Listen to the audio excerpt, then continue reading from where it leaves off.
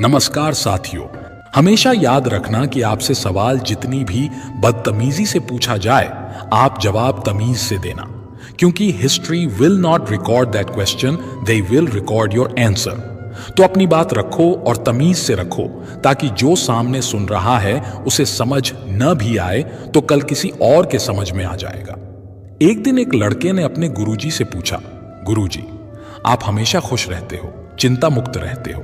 जब मैं आपसे इस आनंद और खुशी का कारण पूछता हूं तो आप कहते हो कि यह पूरा संसार अनंत आनंद में प्रकट हो रहा है, आनंद और प्रेम के अलावा कुछ नहीं है। लेकिन गुरुजी, अगर ये बात सच है तो मेरा मन हमेशा खुश क्यों नहीं रहता, और मुझे इस संसार में इतने सारे लोग परेशान क्यों दिखते हैं? गुरु ने कहा, माया है, संसार का आकर्षण, और अविद्या है खुद को ना जानना। ये दोनों चीजें एक ही हैं जिस कारण मन दुखी रहता है। लड़के ने कहा, गुरुजी, माया मोह अज्ञान ये सब मेरे लिए किताबी कंसेप्ट है, मैं इन्हें कभी प्रैक्टिकली नहीं समझ पाया। भोले लड़के की बात सुनकर गुरुजी हंसने लगे। उन्होंने कहा, अभी रात हो गई है, हम इस पर कल चर्चा करेंगे। 2-3 दिन निकल गए। माया और मन पर गुरुजी ने कोई चर्चा नहीं की। फिर एक अजीब घटना हुई जिसने लड़के को माया के प्रत्यक्ष दर्शन करा दिए। हुआ यूं कि एक दिन दोनों गुरु और शिष्य नदी पर सुबह स्नान करने को गए। वापस लौटते समय उन्होंने पहाड़ों में से एक दूसरा रास्ता लिया जो थोड़ा कठिन था लेकिन छोटा भी था। तभी नए रास्ते में उन्हें एक बड़ा सूखा बरगद जैसा विचित्र पेड़ दिखाई दिया। जैसे ही गुरुजी इस पेड़ के पास से निकले, उन्हें ऐसा लगा कि ये पेड़ उन्हें अपनी तरफ खींच रहा है। गुरु पेड़ की तरफ खींचते चले गए और पेड़ से चिपक गए। ऐसा होने पर वे चिंतित स्वर में मदद के लिए पुकारने लगे, अरे जल्दी करो, मुझे इस पेड़ ने पकड़ लिया है, मैं इससे चिपक गया हूं, मेरी मदद करो। लड़का आश्चर्य से चकित रह गया, क्योंकि उसने अपने गुरु को उस दिन से पहले कभी असहाय और व्याकुल नहीं देखा था। लड़के को स्तब्ध खड़ा देख गुरु और जोर से चल रहे थे, क्या तुम मेरे शिष्य नहीं हो जो दूर खड़े हुए हो?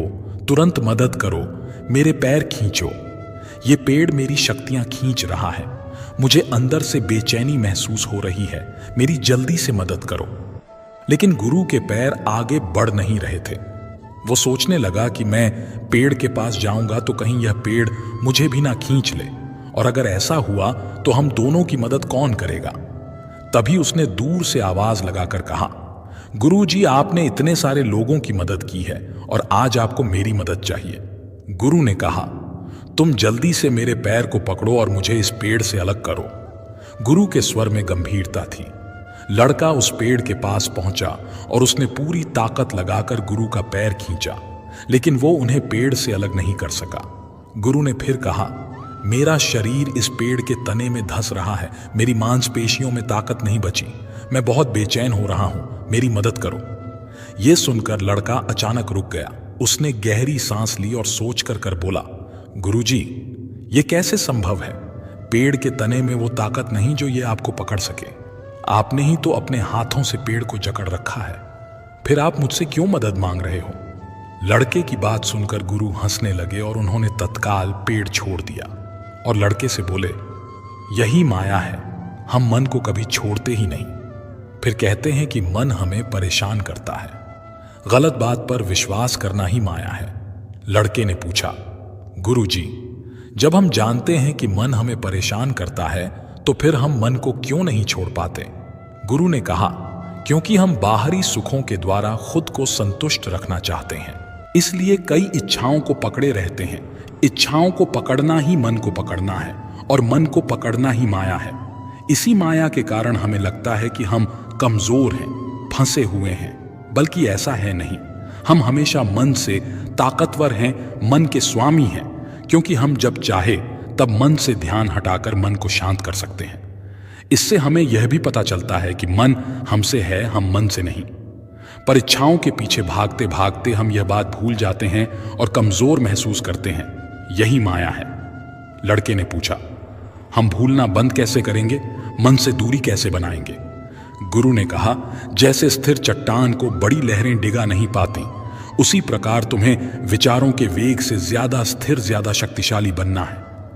यह शक्ति कैसे जागृत होगी? पहला लेसन गुरु ने कहा, जो मान लोगे वो सत्य है।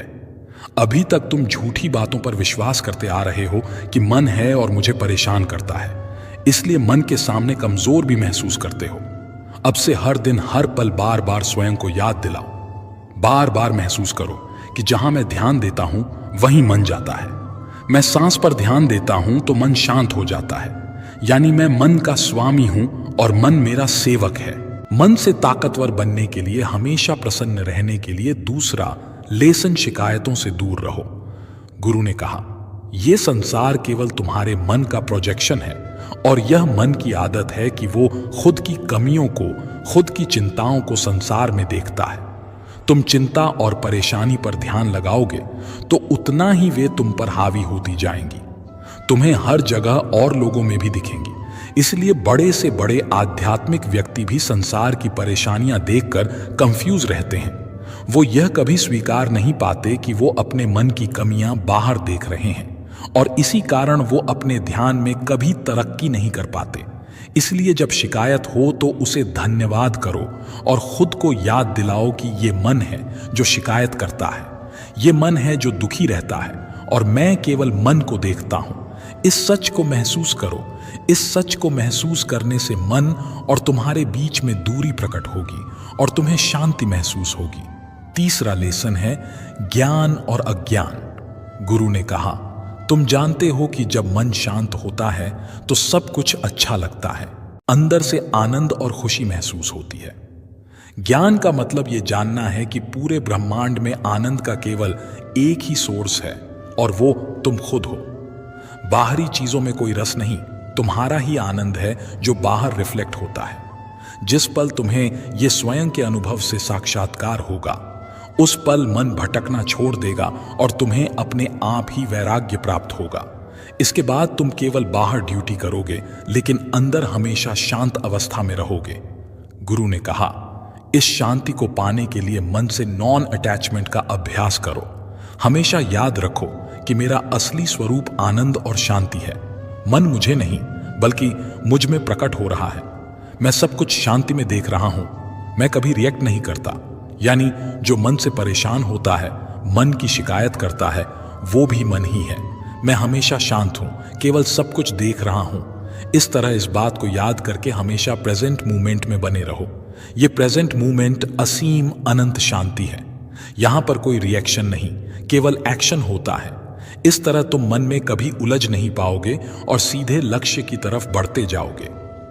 सबसे पहले जो मान लोगे वही सत्य है। गलत आइडियाज जो हम पकड़े रहते हैं वही माया है।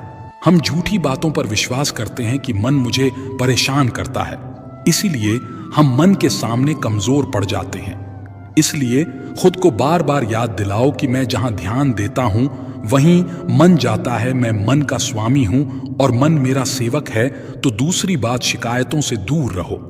संसार हमारे मन का प्रोजेक्शन है। ये मन की आदत है कि वो अपनी कमियों और कंफ्यूजन को संसार में देखता है। तीसरी बात, मन के प्रति नॉन अटैचमेंट। खुद को ये बार बार याद दिलाओ और अपने अनुभव से महसूस करो कि मेरा असली स्वरूप आनंद और शांति है। मन मुझे नहीं, मुझ में प्रकट हो रहा है। मैं सब कुछ शांति में देख रहा हूं। मैं कभी रिएक्ट नहीं करता, यानी जो मन से परेशान होता है, मन की शिकायत करता है, वो भी मन ही है। मैं हमेशा शांत हूं, सब कुछ देख रहा हूं। इस प्रकार मन के प्रति नॉन अटैचमेंट या वैराग्य विकसित होता है और हमको वो शांति महसूस होती है जहां पर एक्शन है, रिएक्शन नहीं।